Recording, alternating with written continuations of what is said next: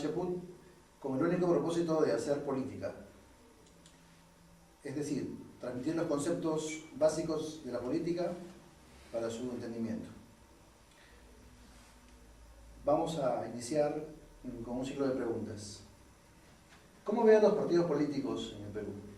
Bueno, si nos ceñimos a lo que dice la Constitución y lo que dice la teoría política respecto a qué es un partido político, es decir, manifestaciones de la sociedad civil que tienen por objeto organizarla para que de esa manera ocupen el poder y sirvan a la ciudadanía en general, a través de lo que piensan que es el país, a través de una serie de objetivos y metas, a través de una ideología básica y sobre todo de una cobertura con locales a nivel nacional, yo creo que los partidos políticos están pasando por un mal momento. Un mal momento que se remonta a la década de los 90, en que hubo una fuerte satanización de parte del fujimorismo con el único objeto de destruir los cimientos de la democracia. Desde esa época no se han podido recuperar y a pesar de que ahora hay esfuerzos de partidos que tienen una buena organización, como por ejemplo Patria Roja y el Partido Aprista, no llegan a significar lo que tuvieron como papel protagónico durante la década de los 80 o antes. Por eso creo yo que si realmente queremos consolidar el sistema democrático, es importantísimo fortalecer a los partidos políticos. ¿Qué tan importante considera la ideología dentro de los partidos políticos? Bueno, la ideología galvaniza. Yo estoy en contra de aquellos que dicen de que las ideologías han muerto, porque eso ha permitido que el pragmatismo inunde a los partidos políticos. El sujeto pragmático es una persona que cambia como una veleta según el curso del viento. Sin embargo, la ideología nos da un derrotero. La ideología nos permite imaginarnos a un país de determinada manera.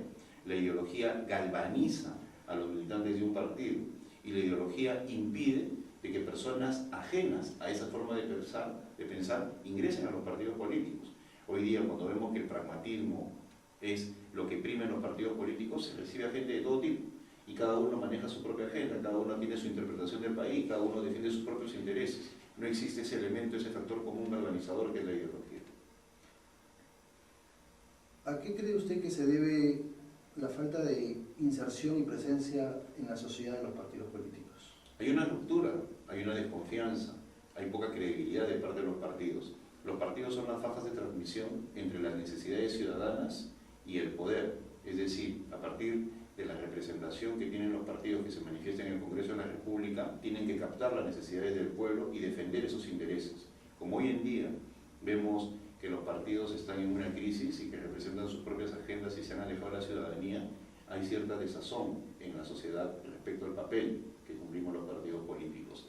Inclusive para muchos ciudadanos les es indiferente si existe o no un partido. No les interesa a los jóvenes pertenecer a un partido, prefieren irse a una ONG por esta crisis de credibilidad que tiene mucho que ver con el rol que juegan y con los escándalos en los cuales están inmersos. El escándalo político manifestado en hechos de corrupción aleja a la gente de la política. Sin embargo, es bueno precisar que en todos los partidos hay gente y ciudadanos, sobre todo de buena voluntad, que lo que buscan es servir al país. ¿Cómo favorecer una organización funcional? O sea, digamos, un nexo entre partido, sociedad y Estado. Bueno, ahí lo fundamental es la conformación, la estructura de un partido político. Un partido político tiene dirigentes, tiene militantes y tiene representantes. Los dirigentes son los que dan la línea política al partido en coordinación con la militancia y los representantes son los regidores, los congresistas, los alcaldes, los presidentes regionales que tienen que alinearse a lo que indique la dirección política. Cuando no existe esa alineación, cada cual hace lo que quiere. Y entonces esa es una de las causas de que en estos momentos haya desazón en la sociedad porque ven que cada representante hace lo que se le da la gana.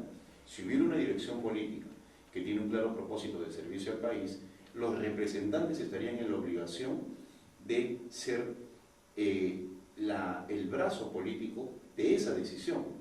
Por ejemplo, si por Perú Posible decide impulsar una política pública de seguridad, en el Congreso de la República, las leyes que se tienen que dar en función de esa política pública de seguridad lo tienen que hacer nuestros congresistas.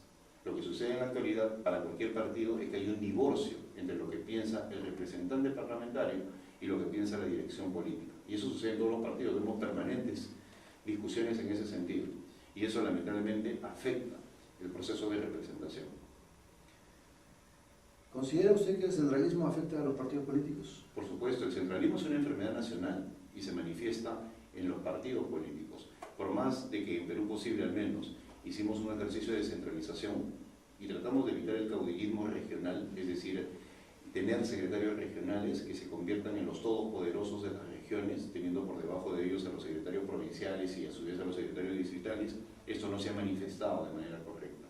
Creo yo de que si bien es cierto, se necesita una estructura jerárquica, también se necesita pensar de que cada región tiene que ser un polo de desarrollo político, porque son distintos objetivos, porque son simplemente distintas situaciones. A una determinada realidad en una región se merece que tenga un respectivo plan y programa político. Y ese plan y programa político tiene que articularse con lo que piensa el partido de manera holística para su visión nacional. Y en estos momentos no hay esa definición, no hay esa estructura, no hay esos vínculos. La dirección centralista piensa por sí sola y no toma en cuenta el sentir de las regiones. ¿Considera importante que los partidos definan su visión país y que sea un proceso en continuo cambio o revisión? La visión país es consecuencia de la ideología. Si uno tiene una ideología, la forma como interpreta esa realidad es la visión país. Y luego viene el plan político que nos permite a través de esa ideología llegar a transformar las estructuras y convertirnos en esa visión que tenemos del país. Algunos partidos apuestan por la violencia. El comunismo, por ejemplo, tiene una visión de país y cree que para llegar a esa situación tiene que llegar por el camino de la violencia. Otros piensan en el camino de la democracia, como Perú Posible, ¿no? Y otros partidos políticos. Entonces, pero lo primero es tener una base ideológica y a partir de eso imaginar el Perú que queremos. Y la forma como llegamos entre el hoy y ese futuro es el programa político. Y para eso necesitamos tener una cierta solidez ideológica. En ese sentido, usted que es un especialista en prospectiva, ¿qué tanto influye en la prospectiva para poder tener una mejor visión del país? La prospectiva es importantísima porque la prospectiva nos permite manejar las tendencias que existen y de esa manera construir escenarios. Y de los escenarios apostar por uno de ellos, el que más le conviene al país. Si se hiciera prospectiva, podríamos interpretar, por ejemplo, que en estos momentos las redes sociales están cumpliendo un papel muy importante en los procesos de toma de decisiones y de formación de opinión. Bueno, ¿qué están haciendo los partidos para involucrarse con las redes sociales?